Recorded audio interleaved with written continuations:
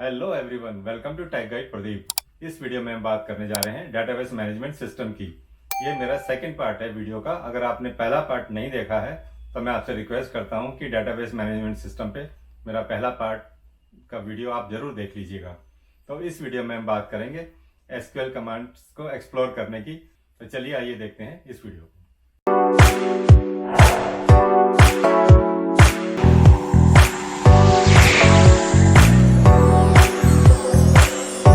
Welcome to this video. आइए देखते हैं इसके अंदर स्ट्रक्चर्ड क्वेरी लैंग्वेज, जिसको हम शॉर्ट में सीक्वल भी कहते हैं। SQL is structured query language which is a computer language for storing, manipulating and retrieving data stored in A relational database. तो मेरे प्रीवियस वीडियो में जिसमें मैंने DBMS के बारे में बात किया था, अगर आपने वो वीडियो नहीं देखा है तो प्लीज़ DBMS के ऊपर जो मेरा वीडियो है आप उसको एक बार ज़रूर देख लेना, ताकि ये वीडियो आपको अच्छी तरह से समझ आ जाएगा। तो ये SQL जो होता है स्ट्रक्चर क्वेरी लैंग्वेज होती है जो हम रिलेशनल डाटाबेस में हम यूज़ करते हैं। SQL is the standard language for relational database system. All the relational database management system, जिनको हम शॉर्ट में RDBMS भी कहते हैं। RDBMS मतलब रिलेशनल डाटाबेस मैनेजमेंट सिस्टम, जैसे कि उसमें MySQL है, MS Access है, Oracle है, Sybase है, SQL Server है। They all use SQL as their standard database language. तो MySQL is an open source and freely available relational database management system that uses structured query language SQL। तो MySQL हम इस video में study करने जा रहे हैं, जिसमें MySQL जो है वो स्ट्रक्चर्ड क्वेरी लैंग्वेज को यूज़ करता है। It provides excellent features for creating, storing and maintaining and accessing data. तो ये बहुत एक्सेलेंट फीचर्स हमें प्रोवाइड करता है क्रिएट करने के, उनको स्टोर करने के, मेंटेन करने के, डाटा को एक्सेस करने के। बहुत ही एक्सेलेंट फीचर्स इसके अंदर होते हैं, which is stored in the form of database and their respective table. जो टेबल्स की फॉर्म में हम उनमें अपने डाटा को स्टोर करते हैं। आगे देखते हैं features of SQL। Retrieve data from A database. जो SQL है वो क्या करता है हमारे को, वो एक डाटाबेस से हमारा डाटा रिट्रीव करता है ताकि हम उसको एक्सेस कर सकें।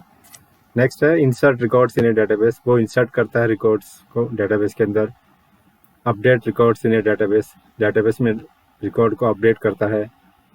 क्रिएट न्यू डाटाबेस, नई डाटाबेस बनाता है। मॉडिफाइंग द एग्जिस्टिंग डाटाबेस, जो एग्जिस्टिंग डाटाबेस है उनको मॉडिफाई हम कर सकते हैं। क्रिएट न्यू टेबल्स, नई टेबल्स जो जिसको हम रिलेशन भी कहते हैं, डाटाबेस उसमें क्रिएट होता है in the form of rose and columns. हम नई टेबल्स हम बना सकते हैं और व्यूज हम बना सकते हैं इन ए डाटाबेस। हम जिस तरह भी चाहें उस डाटाबेस को एक्सेस कर सकते हैं। कुछ फील्ड्स के हम कुछ रिकॉर्ड्स हम चाहते हैं तो अकॉर्डिंगली हम व्यू क्रिएट कर सकते हैं डाटाबेस के अंदर से। और modify the security setting of the system. Advantages क्या होती हैं SQL की, देखिए आगे। फास्टर क्वेरी प्रोसेसिंग होता है इसके अंदर। Large amount of data is retrieve quickly and efficiently. No coding skills are required. सिर्फ एक लाइन लिखनी होती है हमारे को, स्टेटमेंट लिखनी होती है और डाटा हम एक्सेस कर पाते हैं, उनको रिट्रीव कर पाते हैं, मॉडिफाई कर पाते हैं। इसमें कोई कोडिंग स्किल की ज़रूरत नहीं पड़ती। जिस तरह प्रोग्रामिंग में हमें एक अच्छी खासी लंबी कोडिंग करनी पड़ती है, इसमें ऐसे कोडिंग की स्किल्स की ज़रूरत नहीं होती है। तो large number of lines of code is not required. Standardise language होती है, पोर्टेबल होती है, किसी भी प्लेटफॉर्म पे काम कर सकती है, from one system to another system. Interactive language होती है और मल्टीपल डाटा व्यूज उसमें अवेलेबल होते हैं। तो ये कुछ एडवांटेजेस होती हैं SQL की। आगे देखते हैं हम SQL लैंग्वेज की जो स्टेटमेंट्स होती हैं, DML होती हैं, DDL होती हैं, DCL, TCL। ये DML होता है डाटा मैनिपुलेशन लैंग्वेज, DDL होता है डाटा डेफिनेशन लैंग्वेज, और DCL डाटा कंट्रोल लैंग्वेज, और TCL होता है ट्रांसैक्शन कंट्रोल लैंग्वेज। तो अभी जो हम पढ़ने जा रहे हैं DML और DDL पढ़ेंगे हम SQL के अंदर, data manipulation language and data definition language. Data manipulation में हम सेलेक्ट कमांड होती है इंसर्ट, अपडेट, डिलीट, मतलब हम उनको मैनिपुलेट कर रहे हैं डाटा को। और इसके अंदर हम डाटा को क्रिएट करने वाली कमांड्स यूज़ करते हैं। इसको डाटा डेफिनेशन लैंग्वेज भी हम बोलते हैं, DDL, जिसमें क्रिएट आता है, अल्टर आता है एंड ड्रॉप कमांड्स आती हैं इसमें। तो हम इनको स्टडी करेंगे। तो जो फर्स्ट हमारा है data manipulation language, it is a part of SQL that helps the user access or manipulate data. The DML statements are executed in the form of queries which are handled by the DML compiler. तो जो DML statements होती हैं form of queries में वो execute होती हैं, जो कि DML का जो कंपाइलर होता है वो उनको हैंडल करता है। नेक्स्ट डाटा डेफिनेशन लैंग्वेज है, जैसे मैंने बताया वो हमें हेल्प करती हैं डेटाबेस को क्रिएट करने में। It is a part of SQL which permits database tables to be created और डिलीटेड। क्रिएट करते हैं या डिलीट करते हैं। इट आल्सो डिफाइंस इंडिसेस, कि इसको डिफाइन करता है, specify links between tables and import constraints on tables. It contains necessary statements for creating, manipulating, altering and deleting the table. वो सारी स्टेटमेंट्स DDL में आती हैं। अब देखते हैं MySQL के एडवांटेजेस। ये इजी टू यूज़ होती है एंड इट इज़ सिक्योर है। क्लाइंट सर्वर आर्किटेक्चर होता है, मतलब जिस तरह से एक क्लाइंट होता है वो कुछ रिक्वेस्ट भेजता है, सर्वर उसकी रिक्वेस्ट को पूरा करता है। इसी तरह से हम क्वेरी डालते हैं और वो क्वेरीज हमारी जो है MySQL को जाती हैं और उसके बाद हमारा आउटपुट हमें मिल जाता है वहाँ से। फ्री टू डाउनलोड है और ये स्केलेबल है, अच्छी स्पीड होती है, हाई फ्लेक्सिबिलिटी है इसके अंदर, compatible on many operating system. काफ़ी ऑपरेटिंग सिस्टम जो है इसको सपोर्ट करते हैं। इसमें रोल बैक होता है, मान लीजिए आपने कोई ट्रांजैक्शन किया, आप उसको रोल बैक कर सकते हैं। मेमोरी जो होती है बहुत एफिशिएंटली आपकी मैनेज होती है। परफॉर्मेंस बहुत हाई होती है इसमें, और इसको अगर आप यूज़ करते हैं तो आपकी प्रोडक्टिविटी जहाँ पे भी आप काम कर रहे हैं उस ऑर्गेनाइजेशन की प्रोडक्टिविटी काफ़ी बढ़ जाएगी। प्लेटफार्म इंडिपेंडेंट होती है कि किस प्लेटफार्म पे आप इसको चला रहे हैं उससे कोई फ़र्क नहीं पड़ता, एक प्लेटफार्म से दूसरे प्लेटफार्म पे आप इसको ले जा सकते हैं। और इसमें GUI सपोर्ट होता है, ग्राफिकल यूज़र इंटरफेस सपोर्ट भी इसके अंदर होता है। तो ये हैं सारे बेनिफिट्स MySQL के। चलिए आगे देखते हैं हम SQL data types. SQL data types में देखिए कौन कौन से डाटा टाइप होते हैं। ये डाटा टाइप है, ये सिंटैक्स है इनका, ये डिस्क्रिप्शन दिया हुआ है। तो देखिए पहले होता है इंटीजर, जिसको अपर केस में इंटीजर या लोअर केस में इंटीजर भी हम लिख सकते हैं। It is used for integer value, जो इंटीजर वैल्यू के लिए हम यूज़ करते हैं। इट साइंड, जो साइंड रेंज होती है varies from minus such a big number, ये देखिए 2147483648 टू, ये पॉजिटिव नंबर है 2147483647 तक इसकी रेंज होती है, from minus this to plus this number. And unsigned range varies from 0 to such a big number is there 4294967294। Unsigned range जो होती है इसकी यहाँ तक होती है। The size parameter specify the maximum display width, that is 255। उसके बाद इंटीजर के बाद आता है small int। It is a 16-bit sign integer value that stores whole number in the range 327682 to 32767। Its width is up to 5 digit. ये small integers के लिए use होता है, अप टू 5 डिजिट्स इसकी विड्थ होती है। नेक्स्ट आता है न्यूमरिक। इसमें numeric x, y numbers are stored in the given format where x is the total number of digits and y is the number of places to the right of the decimal point। मान लीजिए मैंने x जो था 10 दे दिया और y 2 दे दिया, तो इसमें जो होता है x must include an extra place for the decimal point। तो जो डेसिमल पॉइंट है वो भी x में इंक्लूड हो जाता है। तो अगर मैंने 10,2 दिया तो मेरे 7 जो होंगे पहले नंबर होंगे, इसके बाद डेसिमल होगा, और 2 जो होगा डेसिमल पॉइंट्स के बाद 2 डिजिट्स होंगे। तो इस प्रकार से 7 और मेरा डेसिमल पॉइंट और 2 डिजिट्स मोर, इस तरह 10 जो होते हैं 10 डिजिट्स का नंबर यहाँ पे स्टोर होगा। तो x जो होता है is the total number of digits and y is the number of places to the right of decimal point. Next आता है डेसिमल, जिसकी फॉर्मेट आता है decimal x, y number stored in the decimal format where x is the size of the digit. x जो होता है size of the digit होता है और y होता है प्रेसिजन की कितने नंबर हमारे को we need number of place to right of the decimal point. Decimal point के बाद हमारे को कितने नंबर चाहिए वो y पे डिपेंड करेगा। नेक्स्ट आता है कैरेक्टर, कैर x। ये देखिए ये फिक्स लेंथ कैरेक्टर वेरिएबल्स के लिए होता है। This data type stores x number of character in the string which has a fix length. A maximum of 254 characters can be stored in a string. If we store string that are not as long as the size of the parameter value, the remaining spaces are left unused. Suppose मैंने x की value 10 दे दी और जो मैंने value वहाँ पे store करी है वो 8 कैरेक्टर्स में ही आ गई है, तो बाकी के जो 2 कैरेक्टर्स होंगे वो मेरे वेस्ट जाएंगे, अनयूज जाएंगे, वो spaces it will be left unused. Next आता है वेर एक्स। कैर एक्स में और वेर कैर में यही होता है, ये वेरिएबल कैरेक्टर होते हैं। मान लीजिए मैंने वेर कैर में एक्स में 25 वैल्यू दे दी, लेकिन मेरे 10 कैरेक्टर यूज हुए, तो वो उसको ऑटोमेटिकली अरेंज कर लेगा और 10 कैरेक्टर ही यूज़ करेगा, बाकी के 15 कैरेक्टर अनयूज नहीं जाएंगे क्योंकि वो यूज़ ही नहीं होंगे। ये फीचर होता है वेर कैर का। इसमें वेरिएबल लेंथ होता है कैरेक्टर्स की, जबकि कैर एक्स में जो होता है लेंथ जो होती है वो फिक्स्ड होती है।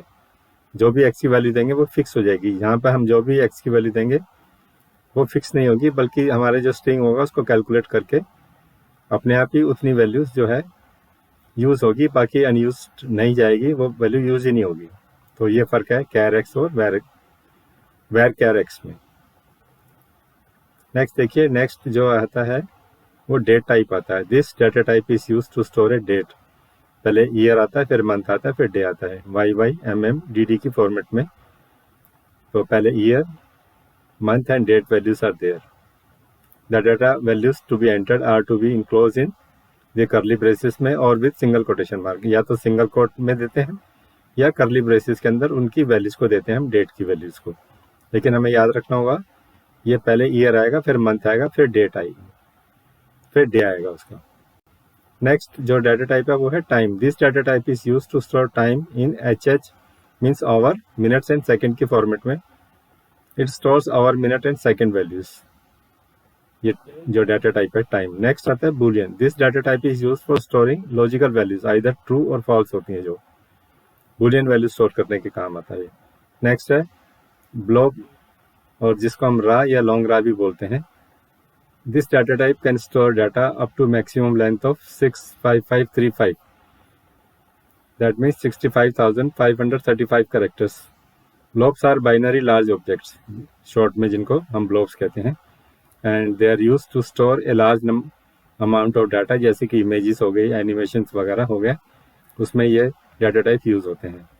नेक्स्ट आता है मेमो और long. This data type allows storing characters और रिमार्क्स अप टू 2 GB पर रिकॉर्ड। तो जब हमें ज़्यादा मेमोरी की ज़रूरत होती है, इसको इस तरह का हमारा रिकॉर्ड है, हमारा कॉलम हेडिंग जो है उसको हम मेमो और लॉन्ग भी डिक्लेयर कर सकते हैं, जहाँ पे अप टू 2 GB पर रिकॉर्ड जो है हमारे को मेमोरी मिल जाती है। तो ये थे कुछ इनके डाटा टाइप्स MySQL के। चलिए आगे देखते हैं कीवर्ड। कीवर्ड क्या होता है? It refers to an individual SQL element that has a special meaning in SQL। एक इंडिविजुअल एलिमेंट होता है जिसका कि एक स्पेशल मीनिंग होता है, उनको कीवर्ड्स बोलते हैं। उन कीवर्ड्स को हम कहीं और यूज़ नहीं कर सकते, सिर्फ वो जिस स्पेसिफिक पर्पज़ के लिए बने होते हैं उनको वहीं पर उसी पर्पज़ के लिए यूज़ किया जा सकता है। जैसे कि सेलेक्ट है, फ्रॉम है, ये जो है ये SQL के अंदर कीवर्ड्स होते हैं। सेलेक्ट स्टेटमेंट होती है, ये इसको हम कीवर्ड बोलेंगे क्योंकि ये कहीं और यूज़ नहीं हो सकती, सिर्फ वहीं पर यूज़ होगी जिस पर्पज़ के लिए इसको बनाया गया है। और उसके बाद clause is a distinct logical part of an SQL statement. Logical clause जो होता है एक डिस्टिंक्ट लॉजिकल पार्ट होता है SQL स्टेटमेंट का, उसको हम क्लॉज बोलते हैं। Clauses begin with a keyword for which they are named and consist of arguments as well. Clauses जो होते हैं वो कीवर्ड्स के साथ शुरू होते हैं और उसमें आर्गूमेंट्स भी हो सकते हैं, तो वो क्लॉज बनाते हैं। आगे देखिए स्टेटमेंट। स्टेटमेंट जो होती है, स्टेटमेंट और command is a combination of 2 और मोर क्लॉजेस। 2 या उससे ज़्यादा क्लॉजेस बन के एक स्टेटमेंट को बनाते हैं। Statements are basically the instructions given to SQL databases for executing any task. किसी भी टास्क को एग्जीक्यूट करने के लिए हम स्टेटमेंट्स होती हैं हमारे पास, हम स्टेटमेंट्स को लिखते हैं, एग्जीक्यूट करते हैं। जैसे कि एग्जांपल देखिए यहाँ पे दिया हुआ है, सेलेक्ट, यहाँ पे एस्ट्रिक साइन बना है, ये ऑल के लिए यूज होता है, तो मैं इसको रीड करूँगा सेलेक्ट ऑल फ्रॉम स्टूडेंट। ये फ्रॉम है और ये सेलेक्ट, ये दोनों कीवर्ड्स हैं। यहाँ स्टूडेंट जो है मेरा टेबल नेम और रिलेशन नेम है, तो ये एक SQL स्टेटमेंट बनाते हैं। नेक्स्ट देखिए शो डाटाबेसेस, ये एक स्टेटमेंट है। This command will show the existing databases which exist on the server. ठीक है, और ये दूसरी create database. This command is use to create database in RDBMS, relational database management system में। ये क्रिएट कमांड है, कोई भी हमें डाटाबेस बनाना है तो क्रिएट डाटाबेस और उसके बाद डाटाबेस का नाम हम लिखते हैं, ये सिंटैक्स इसका दिया हुआ है। और एग्जाम्पल देखिए, यहाँ पे लिखेंगे हम क्रिएट डाटाबेस स्कूल, जैसे कि हम स्कूल लिखेंगे तो एक डाटाबेस क्रिएट हो जाएगा। तो चलिए देखते हैं इसको एक्चुअल MySQL में चल के देखते हैं शो डाटाबेस कमांड को। ये देखिए मैं MySQL में आ गया। यहाँ पे मैंने लिखा शो डाटा बेसिस। तो ये देखिए ये मेरे सारे डाटाबेस दिखा रहा है यहाँ पर। अगर मैं एक डाटाबेस क्रिएट करना चाहता हूँ तो मैं लिखूंगा क्रिएट डाटाबेस स्कूल। एक स्कूल का डाटाबेस मैं बना रहा हूँ। यहाँ पे सेमीकोलन देंगे, किसी भी स्टेटमेंट को टर्मिनेट करने के लिए सेमीकोलन दिया जाता है। क्वेरी मेरी ओके हो गई है। यहाँ पे एक डाटाबेस स्कूल जो है क्रिएट हो गया है। अब मैं दोबारा से लिखता हूँ शो डाटाबेसिस।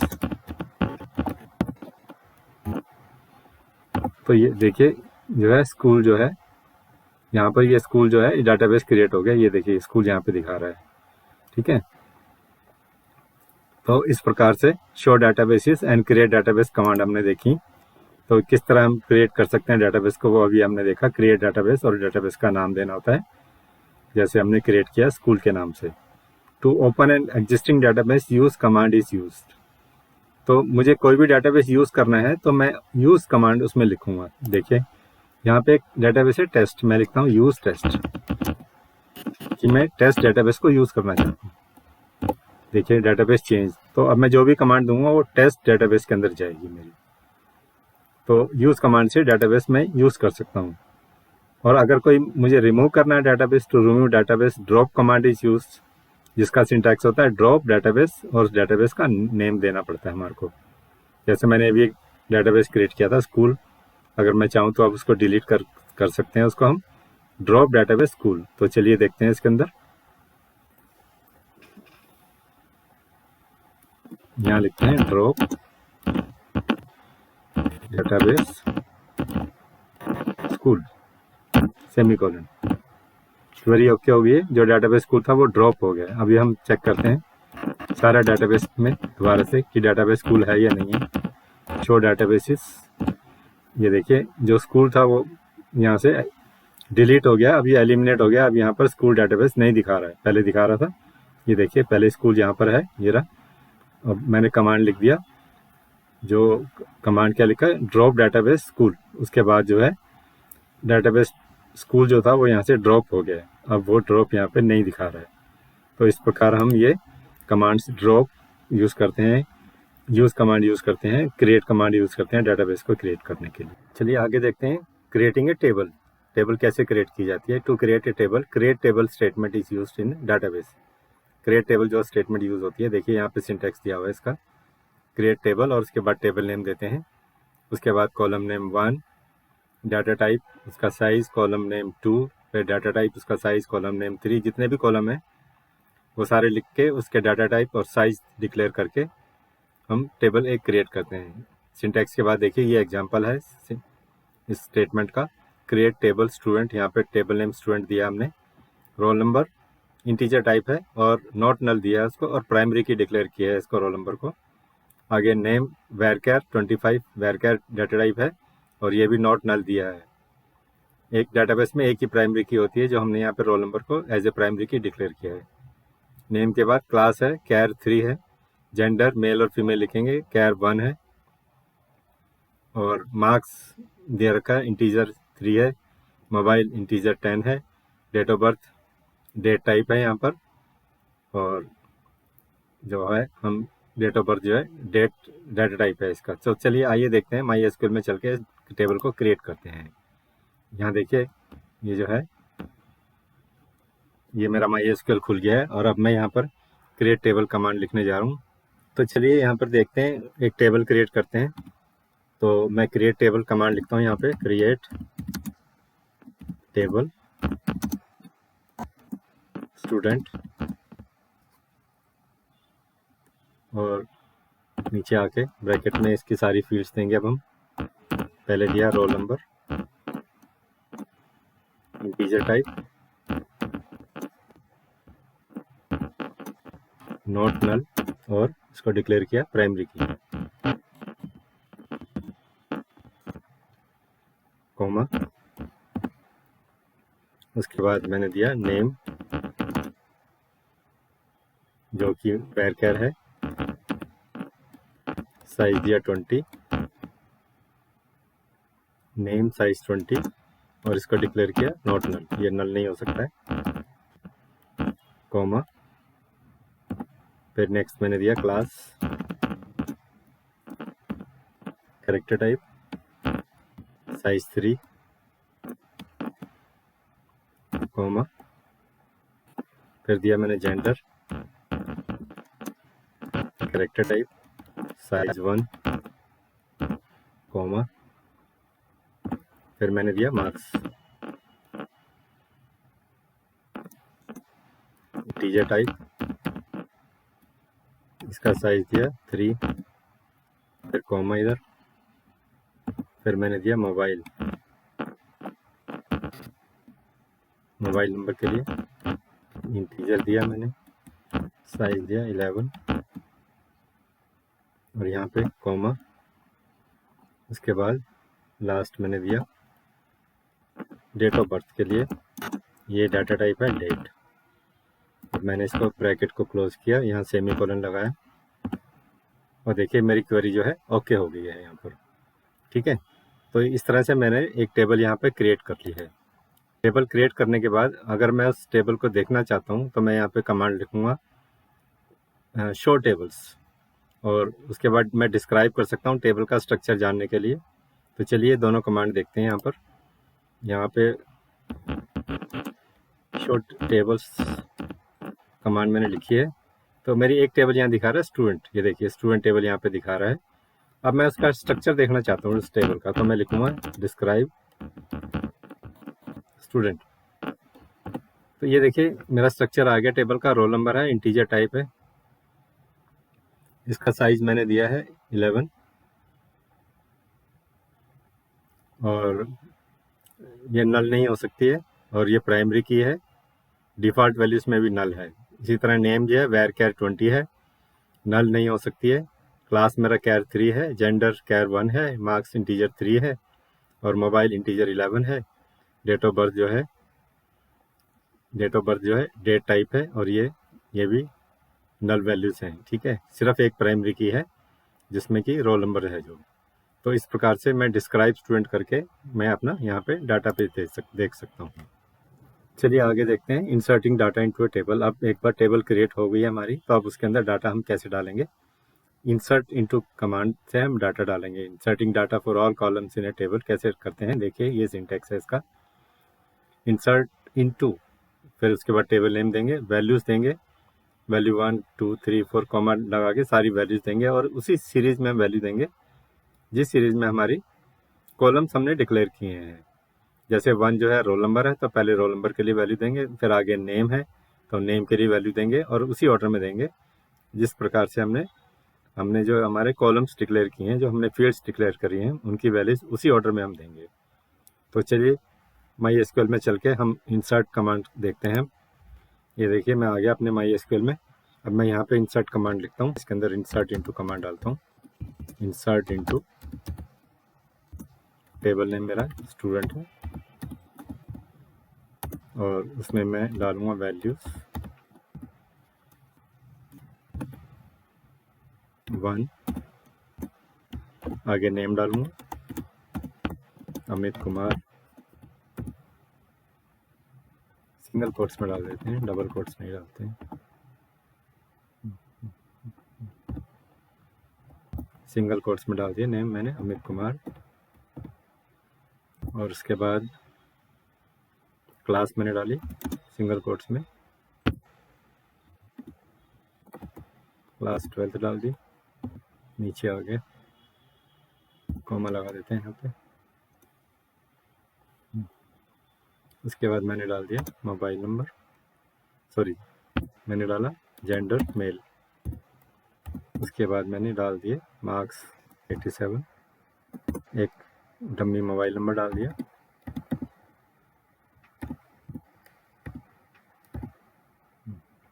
और उसके बाद मैंने डाल दी एक date of birth, year 2002, month is April and day is 18।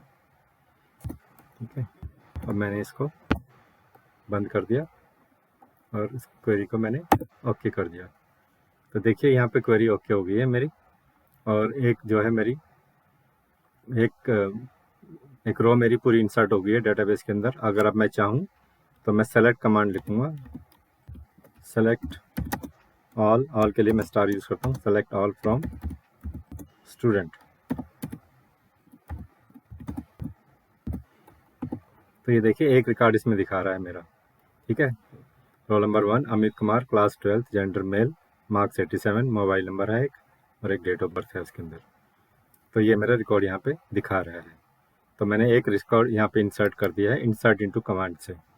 आगे देखिए दूसरा ऑप्शन जो है inserting data directly into a table where column names and the values to be inserted are written. जहाँ पे कॉलम नेम और जो उनकी वैल्यूज हम देते हैं वो दोनों हम इंसर्ट इनटू कमांड में लिखते हैं। तो उसका सिंटैक्स देखिए, ये है इंसर्ट इनटू, उसके बाद टेबल नेम देते हैं, फिर हम सारे कॉलम लिखते हैं जो जो कॉलम हमारे टेबल के अंदर हैं। उसके बाद जो जो वैल्यूज हमें इंसर्ट करनी होती हैं वो सारी वैल्यूज उसी ऑर्डर में हम लिखते हैं जिस ऑर्डर में हमारे कॉलम्स होते हैं। कॉलम 1 2 3 4, इसी तरह वैल्यूज 1 2 3 4। तो जितने भी वैल्यूज हैं हम सारी वैल्यूज देते हैं उसके अंदर। देखिए इसका एग्जाम्पल यहाँ पे लिखा है, इंसर्ट इनटू टेबल नेम, यहाँ स्टूडेंट है, insert into student, roll number, name, class, gender, marks, mobile, DOB मतलब डेट ऑफ बर्थ। तो ये सारी मेरी फील्ड्स हैं, ये सारे कॉलम्स हैं मेरे। अब मैं वैल्यूज दूंगा 4 नेहा शर्मा 12th 76, एक ये डमी मोबाइल नंबर है, यहाँ पे डेट ऑफ बर्थ है। तो इसी ऑर्डर में मैं अपने जो है रिकॉर्ड्स यहाँ पर बनाने के लिए सारे वैल्यूज मैंने दे दी हैं अंडर दोज कॉलम्स, ठीक है। तो चलिए आइए देखते हैं इसको MySQL में इस कमांड को हम कैसे करेंगे। तो आइए देखते हैं इंसर्ट इनटू कमांड में। तो मैं यहाँ पे लिखता हूँ कमांड इंसर्ट इनटू और टेबल नेम देता हूँ यहाँ पे स्टूडेंट। उसके बाद मैं सारे कॉलम नेम दूंगा, रोल नंबर, उसके बाद नेम,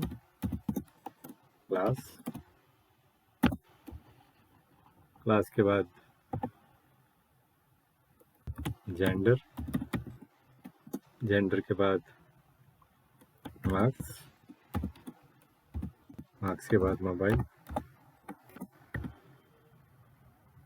के बाद DOB और डेट ऑफ बर्थ, ठीक है। अभी इसकी वैल्यूज देंगे हम, वैल्यूज कौन कौन सी वैल्यूज देंगे हम। रोल नंबर दिया 2, उसके बाद मैंने नेम दिया नेहा शर्मा, नेम दिया। उसके बाद क्लास दे दी मैंने 12th, क्लास के बाद उसका जेंडर दिया फीमेल, मार्क्स दे दिए 76, एक डमी मोबाइल नंबर दे दिया।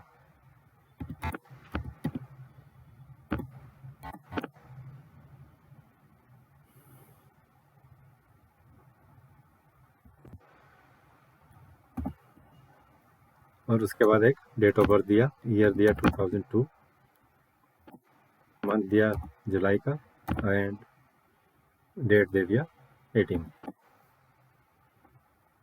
इसको क्लोज किया और फिर मैंने सेमीकोलन, ये देखिए ये क्वेरी मेरी ओके हो गई है। तो इसमें क्या किया हमने, पहले सारे हमने फील्ड नेम्स दिए, उसके बाद हमने according to the field names in the same order we have given the values of the fields, ठीक है। उनकी वैल्यूज हमने दे दी हैं। सिर्फ ये ध्यान रखने वाली बात है कि हमें उसी ऑर्डर में वैल्यूज देनी चाहिए जिस ऑर्डर में मेरी जो है कॉलम्स मैंने डिक्लेयर किए हैं, जिस ऑर्डर में मेरी फील्ड्स डिक्लेयर की हैं उसी ऑर्डर में मुझको वैल्यूज यहाँ पर देनी पड़ती हैं। चलिए आगे देखते हैं inserting data into specific column of A table. अभी तक तो हमने देखा था कि हमने सारी फील्ड नेम्स लिखे थे और सारी उनकी वैल्यूज हमने एंटर करी थी, लेकिन अगर हम चाहें तो कुछ फील्ड नेम लिख के सिर्फ उन्हीं की वैल्यूज हम एंटर करा सकते हैं, लेकिन उसी ऑर्डर में एंटर कराएंगे जिस ऑर्डर में हमने फील्ड नेम्स लिखे हैं। तो देखिए इसका सिंटैक्स जो है यहाँ पर इंसर्ट इनटू, यहाँ टेबल नेम देंगे कॉलम 1 कॉलम 2, इसी तरह सारे कॉलम लिख के उसके बाद वैल्यूज, वैल्यू 1 वैल्यू 2 और सारी वैल्यूज हम उसी ऑर्डर में लिखेंगे। एग्जाम्पल देखिए यहाँ पर insert into student, roll number, name and marks, सिर्फ 3 फील्ड मैंने लिए हैं यहाँ पर। और वैल्यूज भी मैं सिर्फ 3 फील्ड की दूंगा। यहाँ पे देखिए रोल नंबर मैंने 5 दे दिया और स्टूडेंट का नाम दे दिया मनमीत सिंह और उसके मार्क्स मैंने दे दिए 87, ठीक है। तो आप चलिए आइए देखते हैं इसको हम MySQL में करके। ये देखिए अभी मैं यहाँ पर देता हूँ इंसर्ट इनटू कमांड, पहले लिखते हैं इंसर्ट इनटू स्टूडेंट। क्या इंसर्ट करना है? Role number, name and marks. ठीक है, उनकी वैल्यूज जो है उनकी हैं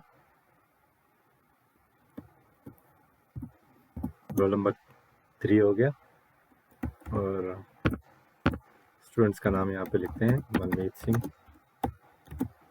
एक डमी नेम मैंने दिया है यहाँ पे, और मार्क्स मैंने दे दिए 87 यहाँ पर, और ब्रैकेट क्लोज करके सेमीकोलन लिख दिया, और ये क्वेरी मेरी ओके हो गई है। तो चलिए देखते हैं, अब हम अपनी सेलेक्ट क्वेरी डाल के देखते हैं रिकॉर्ड एंटर हुआ या नहीं। सेलेक्ट ऑल के लिए मेरा एस्ट्रिक साइन होता है, सेलेक्ट ऑल फ्रॉम स्टूडेंट।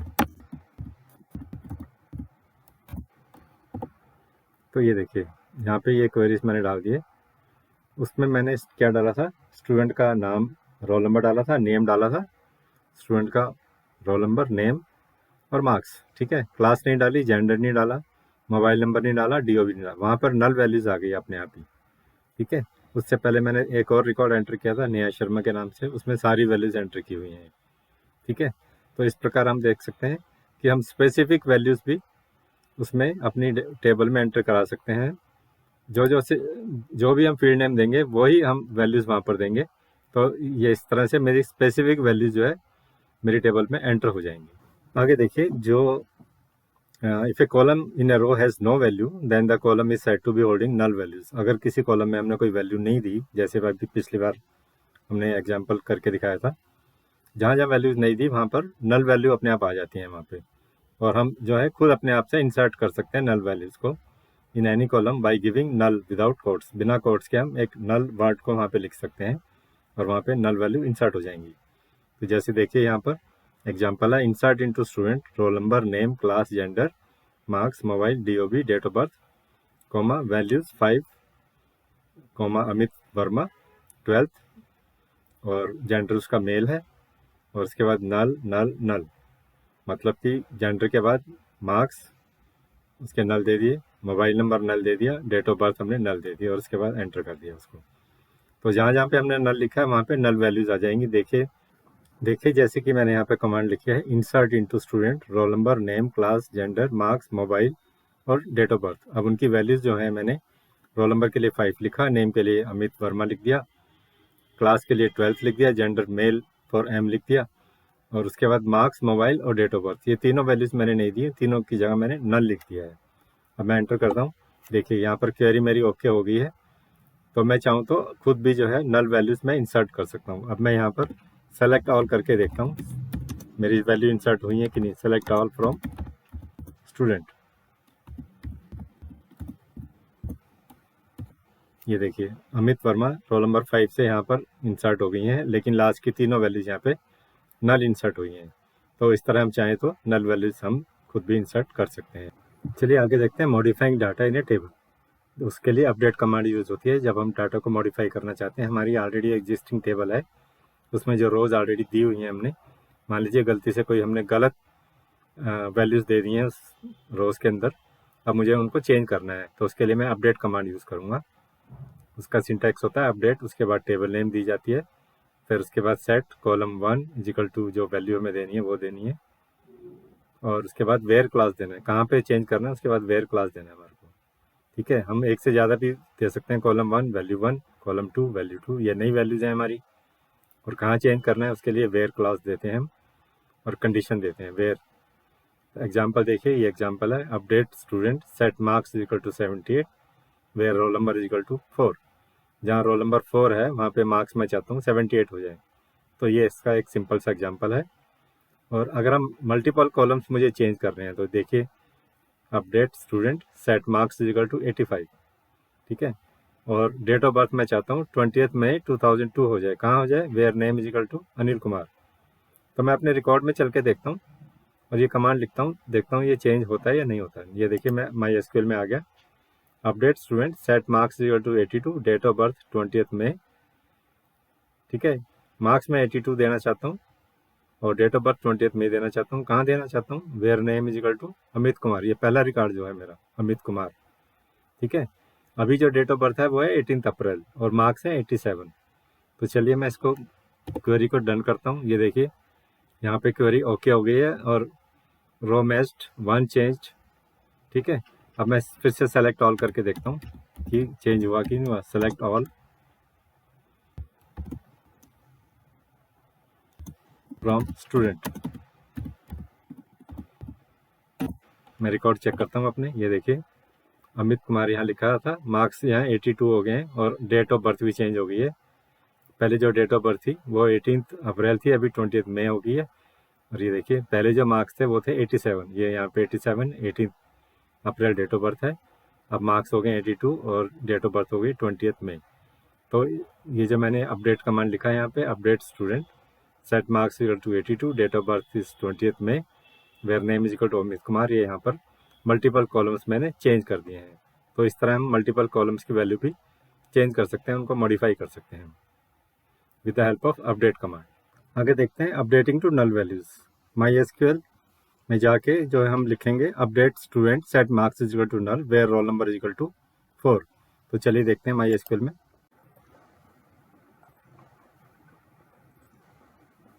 तो चलिए आगे देखते हैं यहाँ पर इस माई एसक्यूएल में update student set marks equal to marks minus 20। मैंने माइनस कर रहा हूँ यहाँ पे क्योंकि ऑलरेडी मार्क्स वहाँ पे ज़्यादा है। Where roll number is equal to 2 और roll number is equal to 4। अब मैं इस क्वेरी को सेमीकोलन देकर टर्मिनेट करता हूँ। ये मेरी क्वेरी ओके हो गई है। तो अब मैं देखिए मैं जो है सेलेक्ट ऑल करता हूँ। ये देखिए पहले यहाँ पे मार्क्स 96 थे, नेहा शर्मा के रोल नंबर 2 के अभी 76 हो गए, 20 माइनस। ये देखिए नेहा शर्मा 96 मार्क्स हैं यहाँ पे, अभी जो है 76 हो गए। किस क्वेरी से हो गए? ये क्वेरी है जिसमें marks equal to marks minus 20 where roll number equal to 2 और रोल नंबर 4। क्योंकि रोल नंबर 4 इसमें है नहीं तो इसलिए सिर्फ रोल नंबर 2 के माइनस 20 हो गए हैं मार्क्स। तो आइए देखते हैं आगे जो है removing data from a table. Delete statement is use to delete rows from a table. तो उसका सिंटैक्स होता है डिलीट फ्रॉम, आगे टेबल नेम देते हैं और वेयर, उसके बाद कंडीशन देते हैं हम लोग। ये इसका सिंटैक्स है। एग्जाम्पल देखिए, delete from student where roll number is equal to 10, ये एग्जाम्पल दिया हुआ है। तो चलिए देखते हैं माई एसक्यूएल में डिलीट करते हैं एक रिकॉर्ड को विद वेयर कंडीशन। तो ये मेरा माई एसक्यूएल में आ गया। मैं ये मेरा 5th रिकॉर्ड है, तो मैं इसको डिलीट करने की कोशिश करता हूँ यहाँ पे।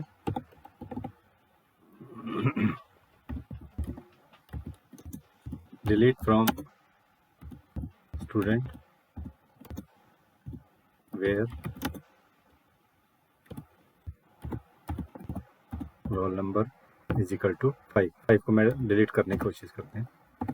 ये देखिए क्वेरी ओके हो गई है यहाँ पर। अब मैं सेलेक्ट ऑल करके ये देखता हूँ मैं। ये देखिए रोल नंबर 5 जो था, पहले 1 2 3 और 5 भी थे, अभी जो है 5 रोल नंबर 5 जो है डिलीट हो गया इस क्वेरी से, delete from student where roll number is equal to 5। तो एक रिकॉर्ड मेरा यहाँ पे डिलीट हो गया। तो इस तरह से मैं डिलीट भी कर सकता हूँ। अब मैं चाहूँ तो सारे के सारे रिकॉर्ड भी डिलीट कर सकता हूँ। ये तो मैंने कंडीशन देके एक ही रिकॉर्ड डिलीट किया है। उसके लिए truncate command is use to delete all the rows from the table and free the space containing the table. Truncate, उसके बाद टेबल नेम देना होता है। जैसे मैं ट्रंकेट टेबल स्टूडेंट दूंगा तो उससे मेरे सारे रिकॉर्ड डिलीट हो जाएंगे। और क्या होगा, मैं जो मेमोरी का स्पेस होगा, free the space containing the table, जो स्पेस है उस मेमोरी में, उसमें स्पेस को वो रिलीज कर देगा जो टेबल उस मेमोरी को ले रही थी। It free the space containing the table. ठीक है, तो ट्रंकेट टेबल स्टूडेंट लिखने से सारे रिकॉर्ड डिलीट हो जाएंगे। और अगर मैं डिलीट और ट्रंकेट में, जैसे डिलीट से भी सारे रिकॉर्ड डिलीट हो जाते हैं, डिलीट फ्रॉम टेबल स्टूडेंट अगर लिखते हैं हम लोग तो उससे भी जो है सारे रिकॉर्ड डिलीट हो जाते हैं। लेकिन डिलीट और ट्रंकेट में फ़र्क क्या होता है? ट्रंकेट जो होता है फ्री करता है स्पेस को, जबकि डिलीट जो है स्पेस को फ्री नहीं करता है। तो यही फ़र्क होता है दोनों में, डिलीट में और ट्रंकेट में। चलिए आगे देखते हैं ऑल्टर कमांड को। ये है alter command, alter table command को। इसमें क्या होता है कि adding a column to an existing table. सबसे पहले हम देखेंगे कैसे हम एक जो टेबल ऑलरेडी है उसके अंदर एक हम कॉलम ऐड करना चाहते हैं, तो अल्टर टेबल कमांड से हम उसके अंदर एक कॉलम को ऐड कर सकते हैं। तो ये देखिए अल्टर टेबल, ये इसका सिंटैक्स है। इसके बाद टेबल नेम देते हैं, फिर ऐड कीवर्ड लिखते हैं, फिर कॉलम नेम देते हैं, उसका डाटा टाइप देते हैं, साइज देते हैं और सेमी कॉलन लगा के टर्मिनेट कर देते हैं कमांड को। एग्जाम्पल देखिए, alter table student add city varchar 10, इसका 10 साइज देके डाटा टाइप वैरकैर है और सेमी कॉलन लगा दिया है। तो चलिए MySQL में करके देखते हैं इसको। तो ये देखिए, ये मेरी टेबल खुली हुई है यहाँ पर। इसके अंदर जो है ये सारे मैंने डिस्क्राइब स्टूडेंट लिख के लिखा है, तो ये मेरी सारी फील्ड्स आ गई है, role number, name, class, gender, marks, mobile और डेट ऑफ बर्थ, DOB। अब मैं इसको एक और जो है मैं इसके अंदर एक कॉलम ऐड करने जा रहा हूँ, alter table student add city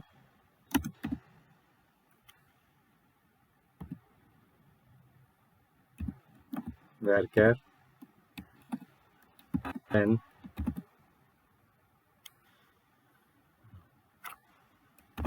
semicolon.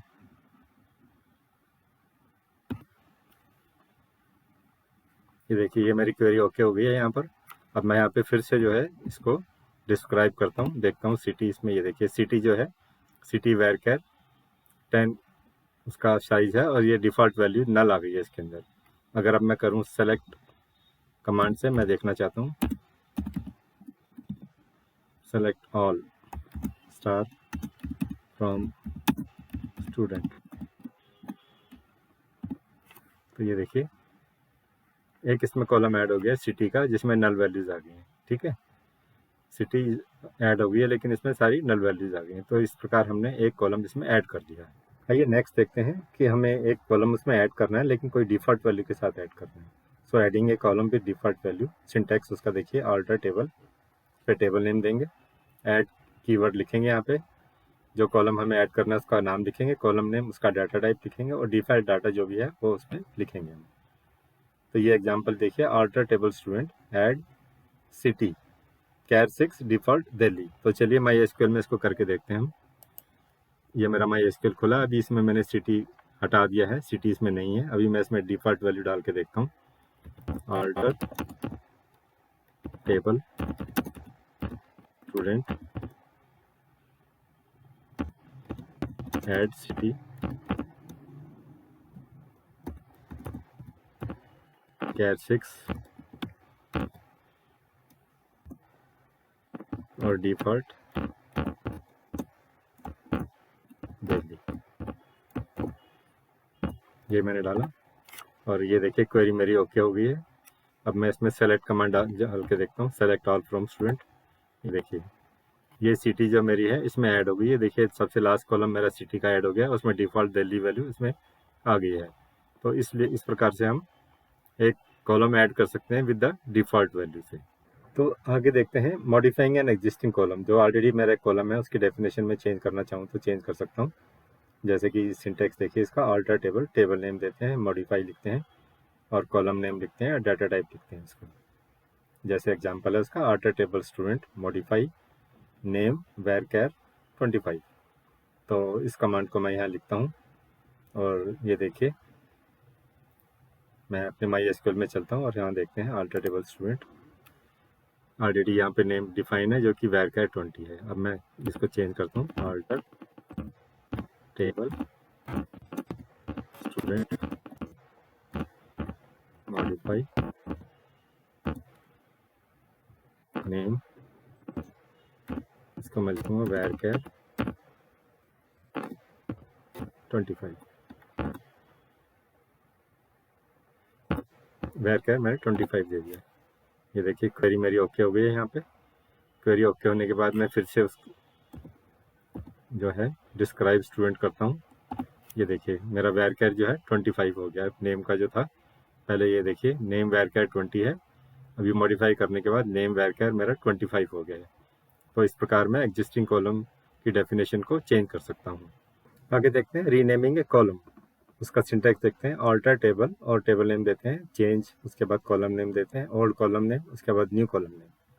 Change के बाद पहले ओल्ड कॉलम नेम आएगा, उसके बाद न्यू कॉलम नेम आएगा और उसके बाद कॉलम डेफिनेशन, जो हमें नया कॉलम चाहिए उसकी क्या डेफिनेशन, वो देते हैं हम। देखिए एग्जांपल देखते हैं यहाँ पे, alter table student, change keyword है यहाँ पे। सिटी मेरा ओल्ड नेम है और न्यू नेम मैं देना चाहता हूँ स्टेट, तो सिटी से स्टेट हो जाएगा। और उसका स्टेट का जो डेफिनेशन है, इसमें डाटा टाइप होगा वेरचर और साइज होगा 10। तो चलिए माई एसक्यूएल में चल के देखते हैं कैसे कॉलम को हम रीनेम कर सकते हैं। तो ये देखिए मैं माई एसक्यूएल में आ गया, ये मैंने स्टेटमेंट ऑलरेडी यहाँ लिखी हुई है। अभी लास्ट में देखिए मेरा सिटी दिखा रहा है यहाँ पर। अभी alter table student change city state varchar 10, city से मैं स्टेट कर दूंगा। ये देखिए मैंने इस कमांड को एग्जीक्यूट किया और कमांड ओके हो गई है मेरी। अब मैं फिर से जो है इसकी डेफिनेशन देखता हूँ डिस्क्राइब स्टूडेंट करके। ये देखिए जो सिटी था, ये पहले यहाँ पे सिटी है लास्ट में, अभी यहाँ पर आ गया स्टेट और वेरचर 10 आ गया इसका। तो इस प्रकार से मैं एक कॉलम को रीनेम भी कर सकता हूँ अपने डेटाबेस के अंदर। तो आगे चलते हैं, देखते हैं रिमूविंग ए कॉलम। मैं अपने डेटाबेस से कैसे कॉलम को, एक फील्ड को रिमूव भी कर सकता हूँ। उसका सिंटैक्स है अल्टर टेबल, टेबल नेम देंगे, ड्रॉप जो है कीवर्ड है, ड्रॉप लिखेंगे और उसके बाद कॉलम नेम देंगे, जिस कॉलम को हमें रिमूव करना है उसका यहाँ पे नाम लिखेंगे। ये देखिए एग्जाम्पल देखते हैं, यहाँ पर एग्जाम्पल है alter table student drop mobile, यहाँ पे मोबाइल लिखा हुआ है। तो मोबाइल एक फील्ड है, उसको ड्रॉप करना है, तो मैं यहाँ पर alter table student drop mobile लिखते हैं। तो चलिए माई एसक्यूएल में चल के देखते हैं इसको। यहाँ देखिए मैंने कमांड लिखी है alter table student drop state. ये देखिए लास्ट में जो है मेरा एक स्टेट है फील्ड, मैं उसको ड्रॉप करना चाहता हूँ। तो मैंने अल्टर टेबल स्टूडेंट और ड्रॉप स्टेट लिख के मैंने क्वेरीज को एंटर किया। ये क्वेरी मेरी ओके हो गई है। चलिए अब देखते हैं, मैं कमांड को रिपीट करता हूँ, डिस्क्राइब स्टूडेंट्स लिखते हैं। तो ये देखिए नीचे जो है स्टेट जो पहले आ रहा था, अभी स्टेट नहीं आ रहा। ये देखिए पहले यहाँ स्टेट दिया हुआ था, अभी मेरा नीचे जो है स्टेट चला गया है। तो इस प्रकार से हम ड्रॉप टेबल कमांड लिख के किसी भी कॉलम को ड्रॉप कर सकते हैं। Alter table student drop state मैंने लिखा, तो मेरा जो स्टेट कॉलम था वो यहाँ पे रिमूव हो गया है। देखिए इसमें मेरी जो लास्ट कमांड है वो है drop command. Drop table command है जो परमानेंटली रिमूव करती है किसी भी टेबल को। उसका सिंटैक्स है ड्रॉप टेबल और टेबल का नाम देते हैं। एग्जाम्पल है ड्रॉप टेबल स्टूडेंट। तो चलिए माई एसक्यूएल में देखते हैं, एक टेबल को रिमूव करके देखते हैं कैसे परमानेंटली किसी टेबल को रिमूव कर सकते हैं ड्रॉप टेबल स्टूडेंट लिख के। तो ये देखिए मैं आपको पहले जो है शो टेबल्स करता हूँ यहाँ पर, शो टेबल्स। ये देखिए यहाँ पे स्टूडेंट टेबल नज़र आ रही है, मेरी डेटाबेस है मेरा टेस्ट, ठीक है। तो अभी मैं कमांड लिखता हूँ ड्रॉप टेबल, इसको कैपिटल में लिख लेते हैं ताकि अच्छी तरह से दिखे आपको, ड्रॉप टेबल स्टूडेंट। ये कमांड मैंने लिखी और इसको मैंने एग्जीक्यूट किया, क्वेरी मेरी ओके हो गई है। अब मैं शो टेबल्स करता हूँ।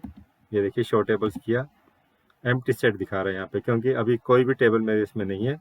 जो मेरी टेबल थी वो यहाँ पे ड्रॉप हो गई है। तो इस प्रकार से हम किसी भी टेबल को परमानेंटली भी रिमूव कर सकते हैं by writing drop table command. तो ये था मेरा वीडियो एसक्यूएल कमांड्स के ऊपर। अगर आपने अब मेरा चैनल अभी तक सब्सक्राइब नहीं किया तो प्लीज़ उसको सब्सक्राइब कर दें और बेल आइकन भी प्रेस कर दें ताकि हमारे आने वाले सारे वीडियो आप तक पहुंचते रहें। So thank you very much for watching this video.